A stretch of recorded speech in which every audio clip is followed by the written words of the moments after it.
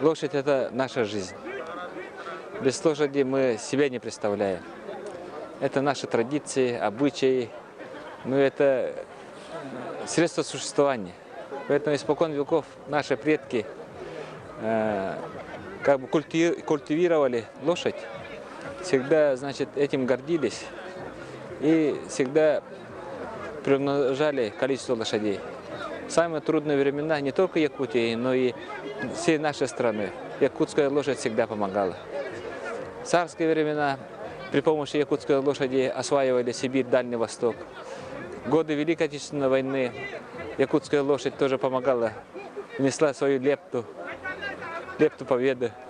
Якутская лошадь это для нас, это, как говорится, не просто кормилица, это символ. Символ Якутии. Даже в гербе нашей республики отмечен всадник.